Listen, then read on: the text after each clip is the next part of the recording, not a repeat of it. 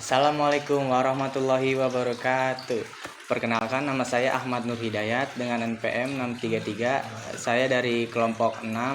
Di sini saya membahas pengelolaan memori dengan cara segmentasi.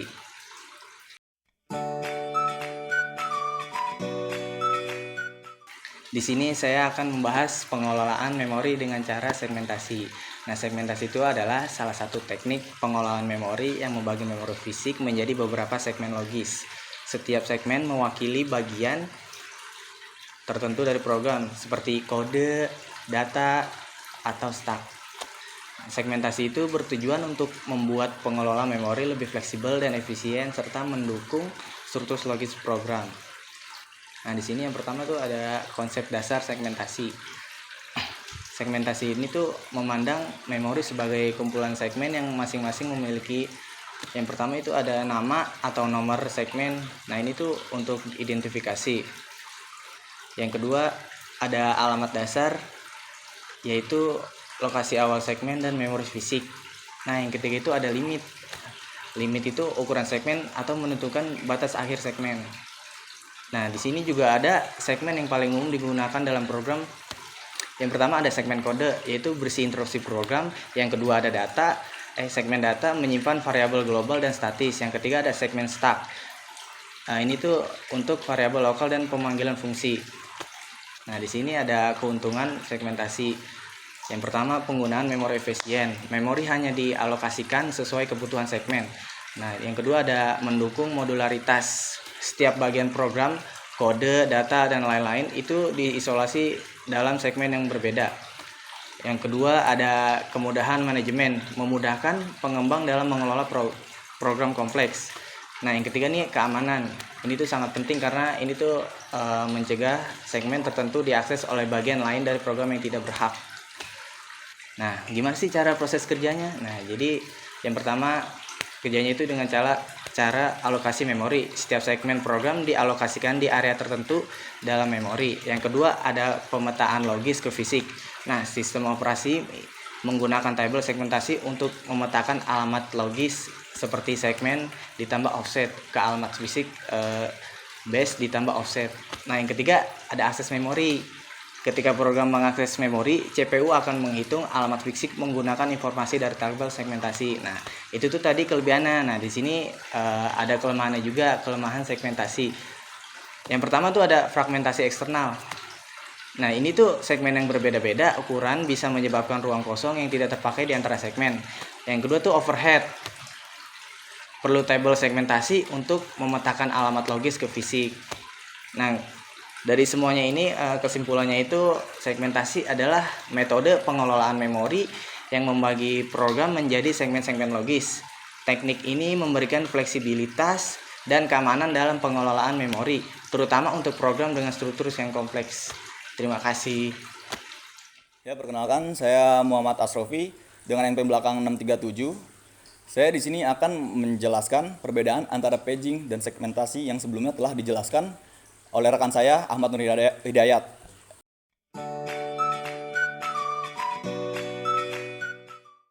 Apa sih itu? Yaitu dua metode penting dalam pengelolaan memori. Kedua metode ini digunakan oleh sistem operasi untuk mengalokasikan memori, tetapi memiliki konsep dan karakteristik yang berbeda. Di sini saya akan mencoba menjelaskan apa sih itu paging. Nah, paging itu adalah teknik di mana memori dibagi menjadi blok kecil yang disebut halaman atau page dengan ukuran tetap. Program juga dipecah menjadi halaman-halaman kecil ini yang kemudian dimasukkan ke dalam kerangka atau frames di memori fisik. Agar lebih mudah dipahami, saya akan mencobakan menggunakan analogi. Analoginya seperti ini. Paging itu seperti buku kosong yang dibagi menjadi halaman-halaman kecil dengan ukuran tetap. Kita bisa menyimpan cerita yang terpotong-potong di halaman mana saja, tetapi kadang ada halaman yang tidak terisi penuh. Sementara segmentasi itu analoginya seperti lemari arsip, di mana setiap dokumen disimpan dalam laci sesuai ukurannya. Namun ada resiko ruang kosong karena ukuran dokumen berbeda-beda. Kesimpulannya seperti ini. Paging cocok untuk mencegah fragmentasi eksternal dan lebih sederhana, tetapi bisa menyebabkan fragmentasi internal. Sementara segmentasi lebih fleksibel karena mencerminkan struktur logis program, tetapi rentan terhadap fragmentasi eksternal. Sistem operasi modern sering menggabungkan kedua metode ini untuk mendapatkan kelebihan dari masing-masing. Sekian, terima kasih dari penjelasan tentang perbandingan antara segmentasi dan paging dari saya. Oke. Halo, perkenalkan nama saya Rakati Pandi Wicaksana, NPM 604. Kalau di awal sudah dijelaskan tentang pengelolaan memori, segmentasi, dan paging. Di sini saya akan menjelaskan apa itu sistem manajemen file.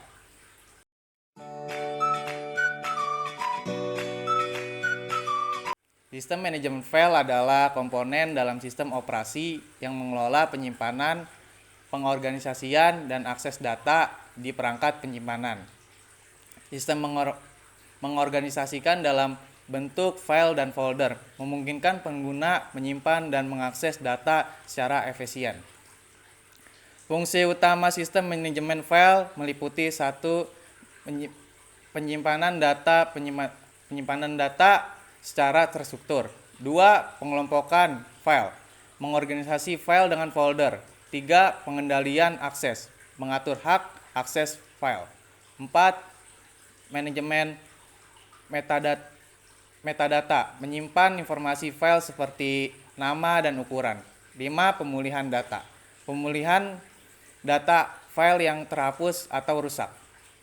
Jenis sistem manajemen file berbeda tergantung sistem operasi, seperti NVS, Windows, atau XT4 Linux. Dengan adanya sistem ini, data lebih terorganisasi, aman, dan mudah diakses. Cukup sekian dari saya.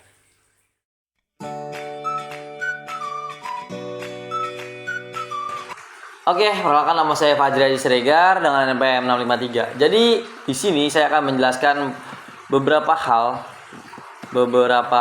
penting. Beberapa hal penting yang mungkin teman-teman akan mendapatkan ilmunya, yaitu pertama adalah perintah dasar Linux dan izin akses file Linux. Terus yang kedua ada perintah dasar yang berhubungan dengan direktori pada Linux, lalu izin aksesnya ke file Linuxnya itu. Jadi di sini saya ada penjelasan tentang perintah-perintah dalam Linux itu yang sederhana atau yang dasarnya lah, kasarnya. Yang pertama itu ada PWD atau Print Working Directory. Jadi itu adalah fungsi untuk menampilkan direktori yang sedang kita kerjakan. Terus yang kedua itu ada list atau ls. Dan ya nanti saya sebutkan satu persatu. Jadi di sini kita langsung aja. Saya udah buka laptop. Langsung kalian buka terminal ya, atau pencet Ctrl, Alt, dan T. Ditekan bareng-bareng. Di sini sudah ada halaman terminal saya. Nah, terminal ini akan saya clear dulu. Itu dengan ketik clear, dan sini kosong semua, hilang. Next, selanjutnya ada yang namanya itu PWD atau tadi PWD itu adalah Print Working Directory. Nah, misalnya kita pindah dulu ke download. Nah, PWD. Nah, sini keluar teman-teman. PWD itu apa? PWD itu adalah tempat-tempat yang kita kerja nih. Di sini saya lagi ada di home, Zri, dan download. Terus selanjutnya kita setelah PWD ada list. List ini adalah untuk fungsi untuk menampilkan daftar-daftar file dan direktori yang ada di dalam direktori tertentu. Contohnya kayak gini. Saya sudah ada di PWD-nya, itu nih, sudah kalian lihat teman-teman, di sini ada download di bawahnya. List ls. Nah, ini keluar semua nih teman-teman, isi dari file download. File-file download yang kalian punya di file download itu keluar semua di sini, terdeteksi. Lalu di file list ini mempunyai opsi atau atribut seperti lsl dan LSA. LSL adalah untuk menampilkan informasi detail, kayak misalnya izin, terus ukuran, terus pemiliknya, dan lain-lain lah. Saya contohkan ls min l. Nah, di sini sudah ada teman-teman tampilan dari izinnya, write sama where, terus yang punya siapa nih, Zri, dan kapan nih, semuanya ada kan. Oke. Lanjut, yaitu ada ls min a. ls min a itu berfungsi untuk menampilkan direktori-direktori yang disembunyikan. Seperti itu. Oke. Lalu yang ketiga ada cd atau change directory. CD itu berfungsi untuk berpindah direktori ke direktori lain yang dituju. Contohnya di sini sudah ada, kita berada di download ya, www home Zri download. Kita list file apa yang mau kita tuju. Di sini ada file namanya jir. Oke, kita cd ke jir. Set. Oke, ls kosong pwd. Nah, kita sudah berada dalam file jir. Oke, lalu di sini cd ada dua atribut juga. Yang pertama itu ada cd min titik-titik. Cd titik-titik itu berfungsi untuk kita mundur atau back ke direktori sebelumnya seperti ini. Nah, pwd. Nah, kita berada di direktori download. Kalau kita cd lagi ke jir, maka kita akan pindah ke download jir. pwd. Nah, teman-teman. Terus dan terus yang selanjutnya itu ada cd ombak atau ombak ini nih, yang ini teman-teman. Ini ombak namanya, nggak tahu sih sebutannya apa, saya bilangnya ombak. Oke, jadi cd ombak itu berfungsi untuk kembali ke titik awal. Enter. Nah, pwd kita lihat kita berada di home Zri. Jadi benar-benar kita ibarat kata ke home menu, kayak mencet kalau di HP itu kayak mencet tengah, button tengah. Oke, kita balik lagi ke folder download. Terus kita ke jir, dan ls. Nah, sini file jir kosong ya teman-teman, karena kosong, belum diisi apa-apa. Nah, yang keempat itu ada mkdir atau make directory. Nah, di sini tuh berfungsi untuk membuat direktori-direktori baru seperti ini contohnya. Mkdir, nama filenya misalnya kelas RB. Nah, kita list atau ls, di sini udah keluar nih kelas RB teman-teman filenya, tuh kita bisa lihat sendiri ya. Oke, lalu selanjutnya ada yang namanya rmdir. Yang kelima ini ada rmdir atau remove directory. Jadi kita di sini tuh berfungsi untuk menghapus folder-folder yang kosong. Kayak di sini kan kelas RB kan kosong, kita langsung aja rm kelas RB. Cannot remove directory. Oke, langsung aja kita ke sumber. Nah, ini teman-teman, rm itu untuk remove, namun saya di sini menambahkan atribut r. Nah, fungsi r ini tuh menghapus direktori beserta isi direktorinya, karena mungkin tadi ada di kelas RB ini ada direktori yang nggak bisa saya hapus. Jadi karena akun yang saya gunakan itu bukan super admin. Lalu di sini ada yang di sini tuh jangan lupa rm tuh ada dua ya teman-teman. Ada yang namanya rm nama filenya, misalnya nama filenya jir enggak deh, sorry, kita buat dulu. Nah, dia ada rm jir. Nah, ini teman-teman, ini tuh untuk menghapus file, untuk menghapus folder. Kalau mau file kalian tinggal bisa jir txt misalnya. Nah, kayak ini kalian bisa langsung hapus. Terus yang selanjutnya itu ada copy atau cp, berfungsi untuk menyalin file atau directory. Misalnya kita mengcopy file, copy kelas RB. Oh, sorry, ini kelas RB kita jir berarti tadi. Nah, cp jir ke kita copy ini jirnya ke mana ya? Misalnya kita copy ke folder download.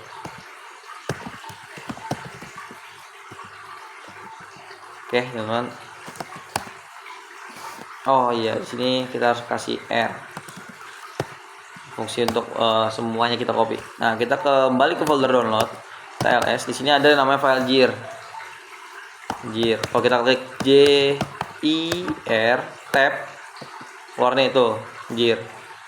Oke. Selanjutnya itu ada yang namanya mv atau move. Nah, fungsi mv ini tuh ada dua ya teman-teman. Jadi ada move dan remove. Move dan rename. Jadi Fungsi move ini tuh memindahkan file yang mau kita pindahin. Yang kedua itu the rename. Nah, fungsi rename ini tuh berfungsi untuk mengganti nama atau mengganti file directory yang kita inginkan. Misalnya contoh kita mengganti nama, kita cd dulu ke jir. Nah, di sini ada downloads dan jir. Nah, kita coba buka download. cd, sorry. Nah, dia sini kosong ya.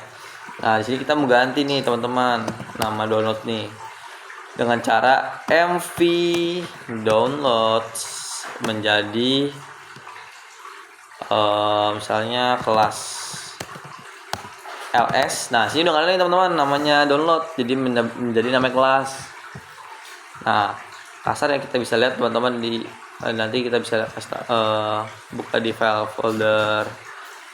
Biasanya kalau di Windows namanya file explorer mungkin atau pokoknya file manager lah, itu ntar ada. Nah, kalau file manager, bedanya sama file manager tuh terminal itu tampilannya berfungsi kayak ini. Jadi dia seperti CLI atau command itulah pokoknya. Jadi di sini tuh tidak ada UI atau GUI, hanya tulisan saja. Kalau kita file manager itu udah ada yang namanya GUI atau graphic user interface. Oke, selanjutnya tag 3 lanjut. Di sini ada yang namanya, kita akan membahas jadi selanjutnya kita akan membahas izin akses file pada Linux. Oke, di sini saya kasih contoh dulu teman-teman untuk file akses Linux ya. Sebelumnya saya jelasin dulu. Jadi di Linux itu punya 3 model izin yang buat basis itu buat pengguna, buat user. Yang pertama itu ada yang namanya user atau pemilik file. Nah, user ini itu udah benar-benar kalian punya file akses yang luas dan mencakup semuanya. Lalu yang kedua ada grup. Nah, grup ini akses buat orang-orang yang dimasukin di satu grup dan memiliki akses buat ke file itu. Terus yang lainnya itu ada author atau pengguna lain di sistem. Jadi di sistem ini itu bisa kita invite atau kasarnya kita kita kasih mereka untuk masuk ikutan buat kontrol akses ini kayak gitu. Terus di sini ada struktur izin. Nah, struktur izin tuh ada 3 teman-teman. Jadi yang pertama itu ada R itu write. R nih, R. Kita tadi kita buka yang namanya itu, kita buka yang namanya itu rm list apa ya tadi ya, list min a sepertinya, list min l, ls min l. Nah, di sini tuh ada nih fungsi-fungsinya X nih. Pertama itu, oke, kita balik dulu deh biar kelihatan fungsinya. Nah, di situ ada RW, R, terus DRW, X. Nah, tapi itu ada R teman-teman. R itu adalah read atau membaca. Jadi R ini berfungsi untuk kayak orang-orang atau pengguna lain itu hanya cuma bisa ngebaca doang nih teman-teman. Jadi pengguna lain nggak bisa ngebaca nih, cuma kita doang yang bisa baca kayak gitu. Terus yang kedua ada W atau write. Nih write W. Itu hanya bisa menulis atau bisa memiliki, kita tuh memiliki akses untuk menulis. Terus di sini ada yang namanya X.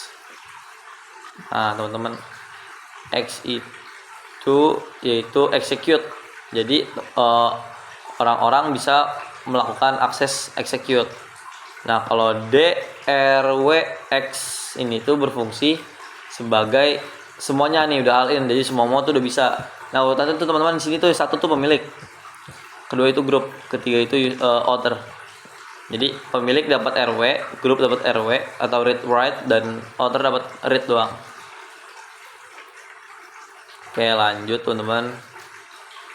Di sini ada yang namanya mengubah izin file, atau kita tuh bisa mengubah izin file ini teman-teman dengan cara chmod kayak gini. Misalnya mana file chmod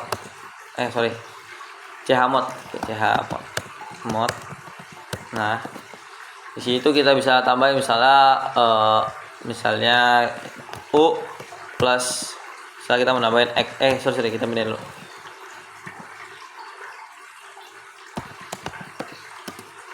Nah, di sini ls min l, ini tuh ada, ini kan udah full access semua. Misalnya kita mau nambahin kita mau ngapus nih fungsinya apa, dia g plus g min w nama filenya, misalnya nama filenya itu jir. Nah, ls min l, nah situ nggak ada nih teman-teman, jadi beda nih ya kan. Nah, seperti itu chmod. Kalau misalkan menambahin, kalian chmodnya bukan g min w tapi u plus x kayak gini. Ini x bisa r, bisa w, bisa x. Oke, seperti itu teman-teman. Oke, next itu ada yang namanya mengubah pemilik atau grup. Nah, di sini kita bisa mengubah kepemilikan atau mengubah grupnya. Misalnya kita mengubah pemilik nih, kita dengan cara itu kita hapus dulu semua. Oh ya teman-teman, kita bisa clear dulu biar rapi. Tapi taruh dulu bentar ya. Nih, sudo super user do chown, atau fungsinya atau kepemilikan itu kita ubah ke new user misalnya. Terus nama filenya apa? Jir. Passwordnya kita masukin ya. Invalid user. Kenapa ini invalid user bang? Karena user di sini cuma ada satu, yaitu Zri saja. Jadi saya nggak bisa ngasih tahu ini. Dan buat grup itu grp. Nah, kenapa saya nggak kasih contoh? Karena saya nggak punya grup yang saya bikin di Linux ini. Oke, lanjut. Di sini ada contoh praktis buat melihat izin file. Kita langsung aja lihat izin file nih. Di sini ada cara yang ngeliatnya tuh simpel kayak ls min l, terus nama file aja nih. Misalnya kita mau ngeliat izin file dari kelas. Oh iya teman-teman, di Linux tuh sensitive case ya teman-teman terminal. Jadi kalian harus ngetik yang benar. Nah, ini tuh 0 karena tadi kita udah ketik nih kelasnya. Kalau kita ini l jir, ini juga 0 karena emang izin yang kita izin itu nggak ada, cuma kita sendiri. Terus menambah izin eksekusi untuk semua pengguna. Nah, kita mau nambahin izin X buat ke semua user. Misalnya kita ini chmod plus X, nama file misalnya jir ls min l. Nah, di sini tuh udah dapat nih usernya jadi 2, bukan satu lagi. Kalau yang atas kan 1 nih, sekarang udah jadi 2, berarti udah ada Zri sama Zri juga. Nah, ini 2, kenapa? Yang 2 itu isinya itu Zri dan root. Nah, root itu benar-benar super 2 admin, benar-benar admin paling kuat yang bisa mengubah semuanya yang ada di Linux gitu. Terus mungkin itu sebentar saya cek lagi apakah ada yang belum. Nampaknya sudah semua ya. Mungkin seperti itu saja teman-teman materi-materi yang saya berikan. Dan di sini saya menggunakan sedikit info aja. Di sini saya menggunakan Linux Mint yang basicnya itu Ubuntu. Jadi Ubuntu yang punya distro atau kernel distro yang namanya Mint. Linux Mint ini tuh udah simplify ya teman-teman. Oh ya, kelas tambahan buat teman-teman yang mau mendapatkan super admin, ketikanya sudo su. Nah, kalian masukin passwordnya udah. Kalian udah menjadi super admin ini, kalian bisa ngapain aja. Misalnya kalian mau install sesuatu, VS Code deh misalnya. Kalau nggak menginstal apa ya? Misal kalian mau update PPA kalian, update misalnya sudo apt update. Nah, kalian di sini tuh proses kalian tuh keluar semua untuk mengupdate apa aja yang udah terjadi hal yang baru di direktori atau di file manager kalian. Terus nanti juga ada yang namanya sudo apt upgrade untuk mengupgrade file-file yang kalian inginkan. Nah, di sini tuh saya nggak end karena di sini menggunakan data, saya abort aja. Terus di sini kalian bisa sudo apt min get install apa aplikasinya, kalian bisa pilih sendiri. Terus juga kalian bisa ya Simpelnya Windows itu memberikan kalian rumah yang udah ada isinya, yang udah ditata rapi sama Windows, jadi kalian tinggal pakai doang. macOS juga begitu dengan lebih elegannya. Linux ini yang memberikan kalian satu tanah, rumah, dan isi-isinya yang bisa kalian ketik sendiri. Jadi kalian bisa ngubah semuanya itu di Linux. Makanya kenapa Linux itu menjadi file yang paling aman bagi programmer intermediate, bukan pemula ya teman-teman. Karena ini benar-benar kalian semuanya sendiri. Seperti itu teman-teman. Oke, seperti saya rasa itu cukup untuk mengakhiri pertemuan atau kelas hari ini. Terima kasih buat rekan-rekan saya sebelumnya yang sudah melakukan pembelajaran materi-materi yang sudah dibahas seperti tadi. Terima kasih semuanya. Wassalamualaikum warahmatullahi wabarakatuh. Halo semuanya, perkenalkan nama saya Sanusi Ibnu Zana dengan NPM 2023-333-50603. Saya di sini akan membahas tentang direktori dan implementasi sistem berkas secara sederhana.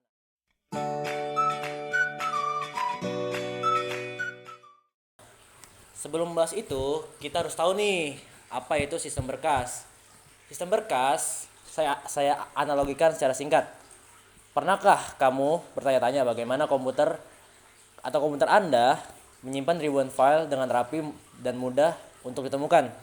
Jawabannya terletak pada sistem berkas. Sistem berkas adalah seperti perpustakaan raksasa yang mengatur semua data di komputer Anda. Tujuan utama dalam sistem berkas yang pertama, menyimpan data secara efisien. Yang kedua, mengorganisasi data secara hierarkis. Yang ketiga, memastikan keamanan data dan integritas data.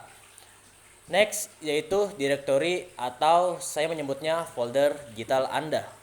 Bayangkan, directory sebagai folder di komputer Anda. Setiap directory bisa berisi file atau bahkan directory lainnya, membentuk struktur atau hierarki yang mirip dengan sistem file dalam komputer Anda. Atau directory seperti rak-rak buku dalam perpustakaan, di mana setiap directory dapat berisi atau directory lainnya, membentuk struktur yang bercabang yang disebut hierarki. Root directory atau direktori utama yang menjadi titik awal dari semua direktori lainnya. Selanjutnya, implementasi sistem berkas. Di balik layar, setiap berkas bekerja dengan menggunakan berbagai komputer seperti metadata, struktur data, dan algoritma alokasi ruang.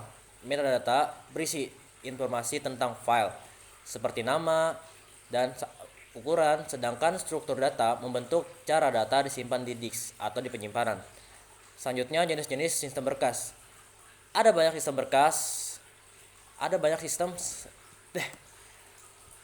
jenis sistem berkas seperti ext4 untuk Linux, NTFS untuk Windows, dan FAT32 untuk flash disk.